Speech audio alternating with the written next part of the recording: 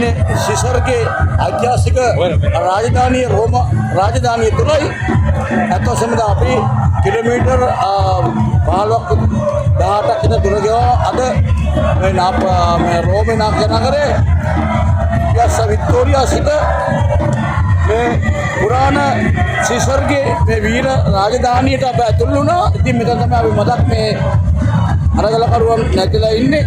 අතොසම ඓතිහාසික නටබුන්නු මේ රෝම පුරා උත්තේ අපිට මතක් කරන මේ සිසර් අධිරාජ්‍යය ඉතින් මේ ලෝක දනගස්සපු තම රාජධානිය ලෝකේ හරියටක්ම අරංගේ එකම අධිරාජ්‍ය ඇසන් රජතුමාගේ පසුව මේ සිසර් අධිරාජ්‍යයට නම් කරන්න පුළුවන්. ඉතින් සිසර්ගේ පුරවටද අපි මේ ඇවිල්ලා ඉන්නේ. ඉතින් සිසර්ගේ මෙම ප්‍රතිමාව බලකොටුව මේ සුන්දර රෝම පුරවට අපි ළඟා වෙලා ඉන්නේ.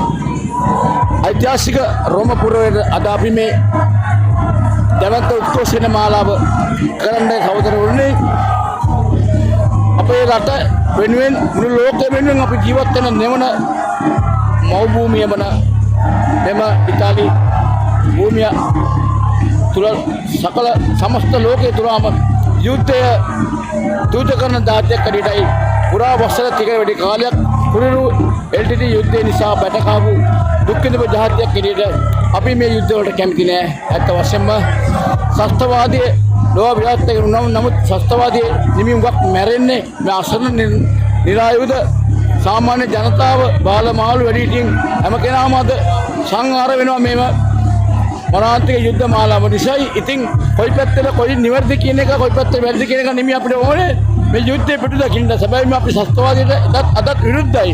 නමුත් අද වෙන්නේ වෙන දේවල් වෙන්නේ ලෝකේ ට්‍රම්ප් පාලනයේ සාධාරණ නැති තෙල් සම්පතට ලිබියාවට ඉරාකයට කළා වගේම අෆ්ගානිස්තානයේ කළා වගේම මෙයා කරන්නේ තමයි ලෝකේ අපිට ලගින්න පුළුවන් ඉතිහාසය ආධාරව කෙනෙක් හරියට අපිට ඕන කෙනෙක්ට තේරෙනවා. පොසිය අධිරාජ්‍ය අපේ උතුම් ශිෂ්ටාචාරයේ යුප්‍රටිස්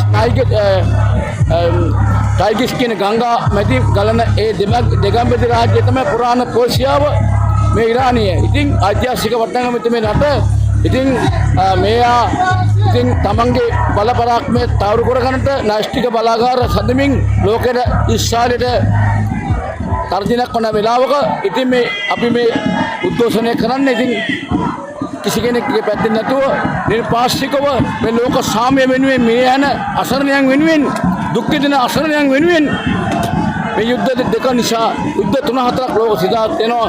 රුසියාවේ ඒකාධිපති බලය නිසා